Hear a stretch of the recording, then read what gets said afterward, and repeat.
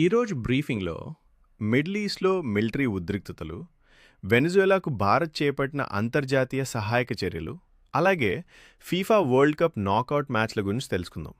ఈ మూడు కీలక సంఘటనలు రాబోయే వారం రోజుల్లో ప్రపంచ ఇంధన ధరల స్థిరత్వాన్ని, అంతర్జాతీయ సహాయ రవాణాను మరియు ప్రపంచంలోనే అత్యధికంగా వీక్షించే క్రీడా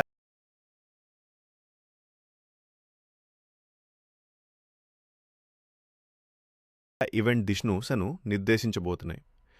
ప్రపంచ వాణిజ్యంలో కీలకమైన ప్రాంతంలో ఉద్రిక్తతలకు తక్షణ ప్రతిస్పందనగా ఇరాన్లోని పలు లక్ష్యాలపై యుఎస్ సైన్యం నేరుగా దాడులు జరిపింది.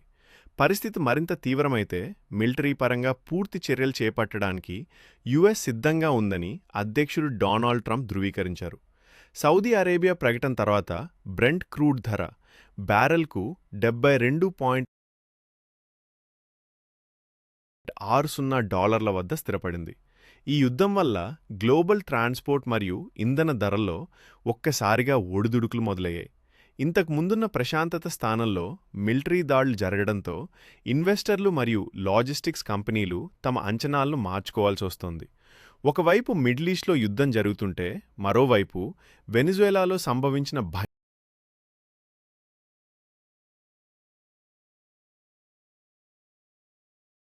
భయంకరమైన భూకంపాల బాధితుల కోసం భారతదేశం ఒక ప్రత్యేక సహాయక చర్యను ప్రారంభించింది. ఈ ఆపరేషన్లో భాగంగా వేలాది టన్నుల సహాయక సామాగ్రిని వివిధ ప్రాంతాలకు తరలిస్తున్నారు. ఇంత సుదూర ప్రాంతానికి సహాయం అందించడం కోసం భారత్ అత్యంత ఆధునిక లాజిస్టికల్ నెట్వర్క్ను ఉపయోగిస్తోంది. ఇది దేశం యొక్క సంప్రదాయ ప్రాంతీయ పరిధిని దాటి తన సహాయక హస్తాన్ని విస్తరించింది.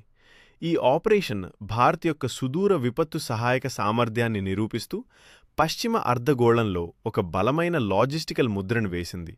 మరోవైపు 2026 ఫిఫా వరల్డ్ కప్ నాకౌట్ రౌండ్లలోకి ప్రవేశించింది. కిలియన్ ఎంబాపే ప్రదర్శనతో ఫ్రాన్స్ ఫుల్ జోర్లో ఉంది. గ్రూప్ స్టేజ్ ప్రదర్శనల ఆధారంగా ఫ్రాన్స్, అర్జెంటీనా గ్రీన్లో ఉన్నాయి, కానీ బ్రెజిల్, ఇంగ్లాండ్ మరియు పోర్చుగల్ ఎల్లోలో ఉన్నాయి. రాబోయే 2 వారాల పాటు ఈ మ్యాచ్లు క్రీడా ప్రపంచంలో హాట్ టాపిక్ కాబోతున్నాయి. ఈ అప్డేట్స్ కోసం గ్లోకల్ న్యూస్ని సబ్స్క్రైబ్ చేసుకోండి.